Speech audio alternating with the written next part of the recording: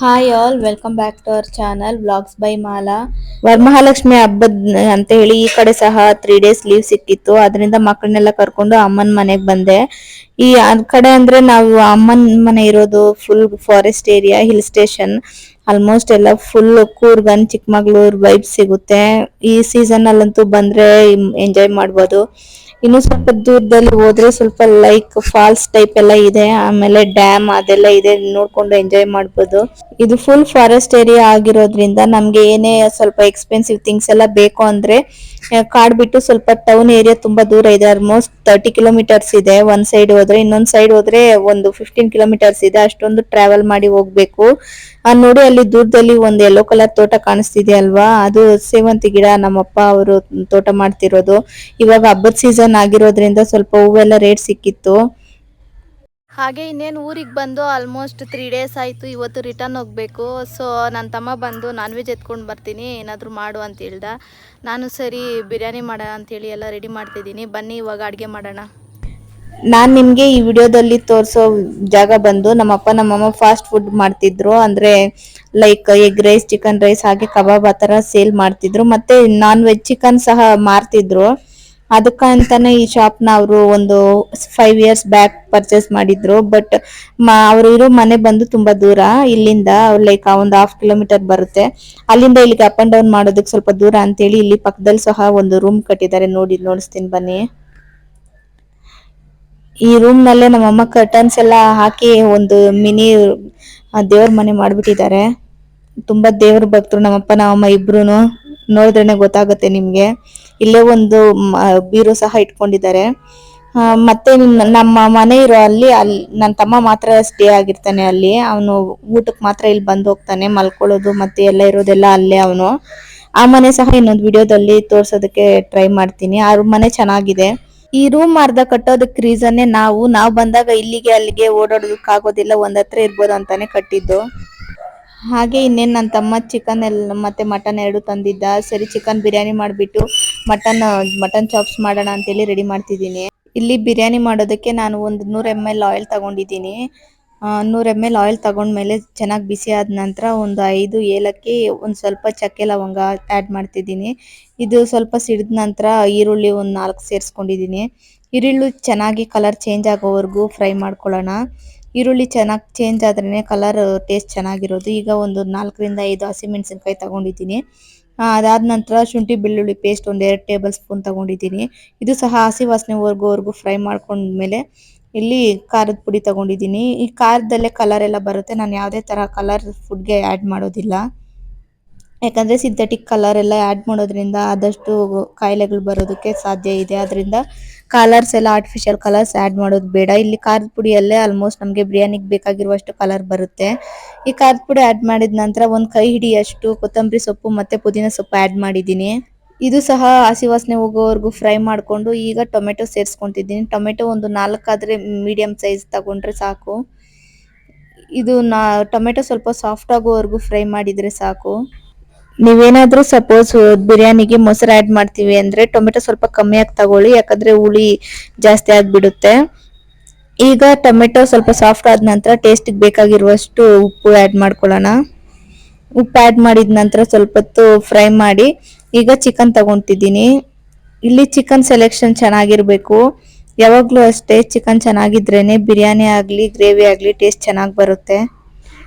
ಇಲ್ಲಿ ಇವತ್ತು ನಾನು 1 kg ಅಷ್ಟು ಚಿಕನ್ ತಗೊಂಡಿದ್ದೀನಿ. ಅಂದ್ರೆ 1 kg ಚಿಕನ್ ಮತ್ತೆ 1 kg ರೈಸ್ ನ ಕ್ವಾಂಟಿಟಿ ಬಿರಿಯಾನಿ ನಾನು ಈ ವಿಡಿಯೋದಲ್ಲಿ ತೋರಿಸ್ತಿರೋದು.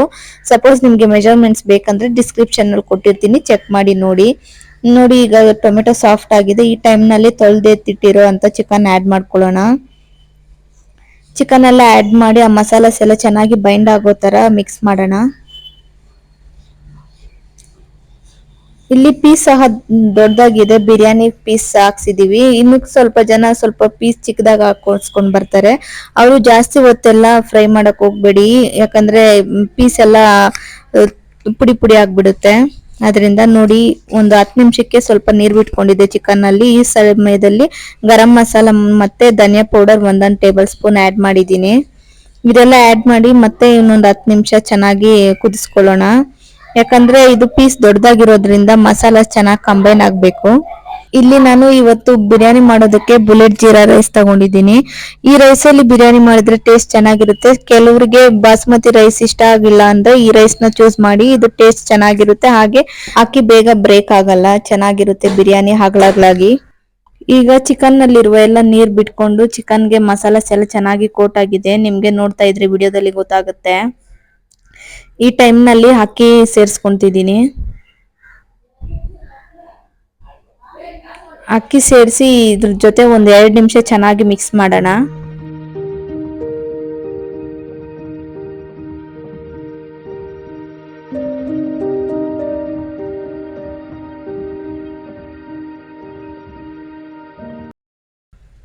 ಈಗ ಚೆನ್ನಾಗಿ ಮಿಕ್ಸ್ ಆಗಿದೆ.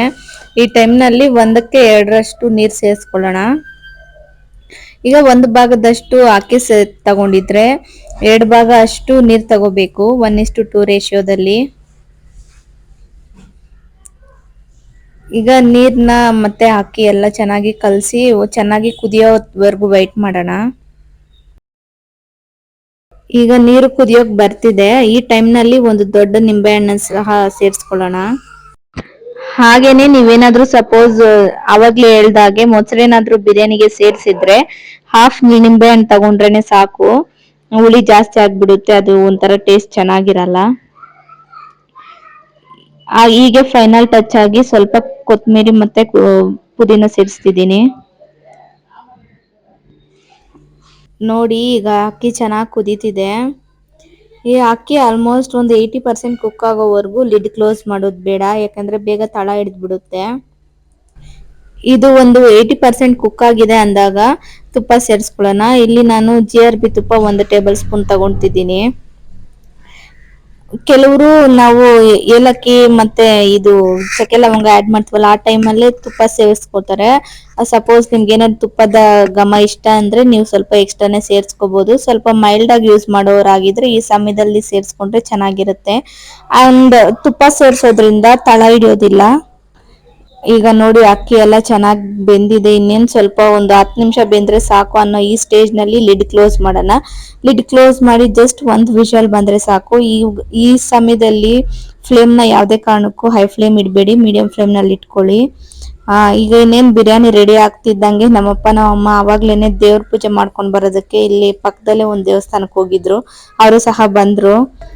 ಆಕ್ಚುಲಿ ಅವ್ರು ಪೂಜೆ ಮಾಡೋದಕ್ಕೆ ಹೋಗಿ ತುಂಬಾ ಹೊತ್ತಾಯ್ತು. ನಾವು ಸಹ ಊರಿಗೆ ಹೊರಟಬೇಕಿತ್ತು, ಮಳೆ ಬರೋ ಆಗಿತ್ತು ಅನ್ನೋದ್ರಿಂದ ಅವ್ರು ಬರೋ ಅಷ್ಟರಲ್ಲಿ ನನ್ನ ತಮ್ಮ ನಾನ್ ವೆಜ್ ತಂದ್ಕೊಟ್ಟ. ನೀವು ಮಾಡ್ಕೊಳ್ಳಿ, ನಾನು ಕರ್ಕೊಂಡೋಗಿ ನಿಮ್ಮನ್ನ ಊರಲ್ಲಿ ಬಿಟ್ಬಿಟ್ಟು ಬರ್ತೀನಿ, ಟೈಮ್ ಆಗುತ್ತೆ ಅಂತ ಹೇಳ್ದ. ಅದರಿಂದಾನೇ ಮಾಡ್ತಿದ್ದು.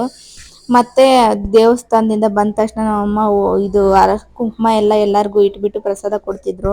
ನಮ್ಮ ಮಕ್ಳಂತೂ ಏನೋ ಪ್ರಸಾದ ಅಂದಿದ ತಕ್ಷಣ ಫುಲ್ ಖುಷಿ, ಎಲ್ಲಾರು ಕಿತ್ತಾಡ್ಕೊಂಡು ತಿಂತಿದ್ರು. ಮತ್ತೆ ಈ ದೇವರಿಗೆ ಪ್ರಸಾದ ಎಲ್ಲ ಯಾವುದೇ ಕಾರಣಕ್ಕೂ ಮನೆಯಿಂದ ಮಾಡ್ಕೊಂಡು ಹೋಗ್ಬಾರ್ದಂತೆ, ಅಲ್ಲೇ ಹೋಗಿ ಮಾಡ್ಬೇಕಂತೆ. ಅದು ಈ ಸೈಡ್ ಇರ್ತಾರೆ ಅಲ್ವಾ ಪೂಜೆ ಮಾಡೋದಕ್ಕೆ ಅಂತಾನೆ ಅವರೇ ಮಾಡೋದು. ಹಾಗೇನೆ ಅಲ್ಲಿ ಸ್ವಲ್ಪ ನೋಡಿ ಇದನ್ನ ತಗೊಂಬಂದಿದ್ರು. ನಾವು ತೆಲುಗುದಲ್ಲಿ ಕುಂದಲ್ಕೊಮ್ಮು ಅಂತ ಹೇಳ್ತೀವಿ, ಆದ್ರೆ ಕನ್ನಡದಲ್ಲಿ ಇದನ್ನ ಏನಂತಾರೆ ಅಂತ ನನ್ಗೆ ಗೊತ್ತಿಲ್ಲ. ಸಪೋಸ್ ನಿಮ್ಗೆ ಏನಾದ್ರು ಗೊತ್ತಿದ್ರೆ ನೀವು ಕಾಮೆಂಟ್ಸ್ ಅಲ್ಲಿ ತಿಳಿಸಿ. ಇದನ್ನ ಮಕ್ಕಳು ಚಿಕ್ಕವರಾಗಿದ್ದಾಗ ತುಂಬಾ ಸಣ್ಣಕ್ಕೆ ಮತ್ತೆ ಏನು ಊಟ ಮಾಡ್ದಿರ ಇದ್ರೆ ಆ ಟೈಮ್ ನಲ್ಲಿ ಇದನ್ನ ಸ್ವಲ್ಪ ಸುಟ್ಬಿಟ್ಟು ಇದನ್ನ ಹಿಂಡಿದ್ರೆ ರಸ ಬರುತ್ತೆ, ಆ ರಸನ ಕುಡಿಸ್ತಾರೆ. ಅವಾಗ ಸ್ವಲ್ಪ ಮಕ್ಕಳು ದಪ್ಪ ಆಗ್ತಾರೆ, ಹಾಗೆ ಬೇಗ ಹಸಿವಾಗುತ್ತೆ, ಊಟ ಮಾಡ್ತಾರೆ ಅಂತ ಹೇಳ್ತಾರೆ. ಇದನ್ನೆಲ್ಲ ನೋಡೋ ಅಷ್ಟರಲ್ಲಿ ಬಿರಿಯಾನಿ ಸಹ ಚೆನ್ನಾಗಿ ರೆಡಿ ಆಗಿತ್ತು. ನೋಡಿ ಎಷ್ಟು ಚೆನ್ನಾಗ ಬೆಂದಿದೆ ಅಂತ. ನೋಡಿ ಯಾವುದೇ ತರಹದ ಕಲರ್ ಆಡ್ ಮಾಡದೇ ಇದ್ರು ಸಹ ಬಿರಿಯಾನಿ ಕಲರ್ ಆಲ್ಮೋಸ್ಟ್ ಎಲ್ಲ ಸರಿಯಾಗಿದೆ. ಹಾಗೆ ರೈಸ್ ಸಹ ಓವರ್ ಕುಕ್ ಆಗದೆ ಆಲ್ಮೋಸ್ಟ್ ಎಲ್ಲ ಟೇಸ್ಟ್ ಸಹ ತುಂಬಾ ಚೆನ್ನಾಗಿತ್ತು. ಒಂದ್ಸತಿ ನೀವು ಸಹ ಟ್ರೈ ಮಾಡಿ. ಹಾಗೆ ಬಿರಿಯಾನಿ ಒಂದ್ ಸೈಡ್ ರೆಡಿ ಆಗಿದ ತಕ್ಷಣ ಮತ್ತೆ ಮಟನ್ಗೆ ರೆಡಿ ಮಾಡ್ಕೊಳ್ತಿದ್ದೆ, ಮಟನ್ ಚಾಪ್ಸ್ ಮಾಡೋದಕ್ಕೆ. ಅಷ್ಟರಲ್ಲಿ ನಮ್ಮ ಮಕ್ಳು ದೇವ್ರ ಬೊಟ್ಟು ಅವ್ರು ಇಟ್ಕೊಳ್ಳೋದು ಅಲ್ಲದೆ ನಾಯಿಗಳಿಗೆಲ್ಲ ಇಟ್ಬಿಟ್ಟಿದ್ರು. ಎಷ್ಟ್ ಚೆನ್ನಾಗಿ ಇಟ್ಟಿದ್ದಾರೆ ನೋಡಿ. ನಮ್ ಸ್ಮೋಕಿ ನೋಡಿ ಎಷ್ಟ್ ಚೆನ್ನಾಗಿ ಮುದ್ದಾಗಿ ಕಾಣಿಸ್ತಿದ್ದಾನೆ ಅಂತ. ಹಾಗೆ ನಮ್ಮ ಮೋಟಿ ಸಹ ಮುದ್ದಾಗಿ ಕಾಣಿಸ್ತಿದ್ಲು. ಹಾಗೆ ಇನ್ನೇನು ಬಿರಿಯಾನಿ ರೆಡಿ ಆಯ್ತು. ಈಗ ಮಟನ್ ಚಾಪ್ಸ್ ಮಾಡೋದಣ್ಣ ಅಂತ ಹೇಳಿ ಮಟನ್ ತೊಳೆದಿಟ್ಕೊಳ್ಳೋದಕ್ಕೆ ಎತ್ತಿಟ್ಕೊಂಡಿದ್ದೀನಿ. ಮಟನ್ ಯಾವಾಗಲೂ ಅಷ್ಟೇ ಸೆಲೆಕ್ಟ್ ಮಾಡುವಾಗ ಸ್ವಲ್ಪ ಚೆನ್ನಾಗಿ ನೋಡಿರೋ ಫ್ರೆಶ್ ಆಗಿರೋದನ್ನ ಸೆಲೆಕ್ಟ್ ಮಾಡ್ಕೊಳ್ಳಿ. ಈಗ ಒಂದು ಕುಕ್ಕರ್ನಲ್ಲಿ 1 ಟೇಬಲ್ ಸ್ಪೂನ್ ಅಷ್ಟು ಎಣ್ಣೆ ತಗೊಂಡಿದ್ದೀನಿ. ಈ ಎಣ್ಣೆ ಚೆನ್ನಾಗಿ ಬಿಸಿ ಆದ ನಂತರ 2 ಈರುಳ್ಳಿ ಸಣ್ಣ ಹಚ್ಚಿರೋದನ್ನ ಸೇರಿಸ್ಕೊಳ್ತಾ ಇದ್ದೀನಿ. ಈ ಈರುಳ್ಳಿ ಸಹ ಚೆನ್ನಾಗಿ ಗೋಲ್ಡನ್ ಬ್ರೌನ್ ಕಲರ್ ಆಗೋವರೆಗೂ ಫ್ರೈ ಮಾಡ್ಕೊಳ್ಳೋಣ. ಈಗ ನೋಡಿ ಈರುಳ್ಳಿ ಚೆನ್ನಾಗಿ ಗೋಲ್ಡನ್ ಬ್ರೌನ್ ಕಲರ್ ಆಗಿದೆ. ಈ ಟೈಮ್ ನಲ್ಲಿ ಸ್ವಲ್ಪ ಶುಂಠಿ ಬೆಳ್ಳುಳ್ಳಿ ಪೇಸ್ಟ್ ಸೇರಿಸ್ಕೊಳ್ಳೋಣ. ಈ ಶುಂಠಿ ಬೆಳ್ಳುಳ್ಳಿ ಪೇಸ್ಟ್ ಸಹ ಹಸಿ ವಾಸನೆ ಹೋಗೋವರೆಗೂ ಫ್ರೈ ಮಾಡಿದ ನಂತರ 2 ಟೊಮೆಟೊ ಸೇರಿಸ್ಕೊಳ್ಳೋಣ. ಟೊಮೆಟೊ ಎಲ್ಲ ಚೆನ್ನಾಗಿ ಸಾಫ್ಟ್ ಆಗೋವರೆಗೂ ಫ್ರೈ ಮಾಡೋಣ. ನೋಡಿ ಈಗ ಟೊಮೆಟೊ ಸಾಫ್ಟ್ ಆಗಿದೆ. ಈ ಟೈಮ್ ನಲ್ಲಿ ಮಟನ್ ಸೇರಿಸ್ಕೊಳ್ಳೋಣ. ಮಟನ್ ಸಹ ಚೆನ್ನಾಗಿ ಫ್ರೈ ಆಗೋ ತರ ಫ್ರೈ ಮಾಡೋಣ. ಈಗ ಸ್ವಲ್ಪ ಮಟನ್ ಕಲರ್ ಚೇಂಜ್ ಆದ ನಂತರ ಸ್ವಲ್ಪ ಕೊತ್ತಂಬರಿ ಸೊಪ್ಪು ಮತ್ತೆ ಮಟನ್ ಮಸಾಲ. ಇಲ್ಲಿ ನಾನು ಶಕ್ತಿ ಮಟನ್ ಮಸಾಲ ತಗೊಂಡಿದ್ದೀನಿ. ಇದು ನನಗೆ ಸ್ವಲ್ಪ ಇಷ್ಟವಾಗಿರುವಂತ ಬ್ರ್ಯಾಂಡ್. ನಾನು ಮನೇಲೆಲ್ಲ ಮೀಟ್ ಮಸಾಲ ಮಾಡಿಟ್ಕೊಡ್ತೀನಿ. ಬಟ್ ಇಲ್ಲಿ ಅಮ್ಮನ ಮನೆಯಲ್ಲಿ ಆಗಿರೋದ್ರಿಂದ ರೆಡಿಮೇಡ್ ಮಸಾಲ ಹೇಗಿದ್ರು ಶಾಪ್ಗೆ ತಂದಿರ್ತಾರಲ್ವಾ ಅದನ್ನೇ ಯೂಸ್ ಮಾಡೋದು.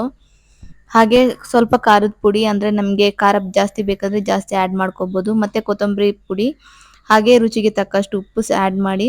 ಇಲ್ಲಿ 1 ಗ್ಲಾಸ್ ನೀರು ತಗೊಂಡಿದ್ದೀನಿ, ಸಾಕು 1 ಗ್ಲಾಸ್ ನೀರು.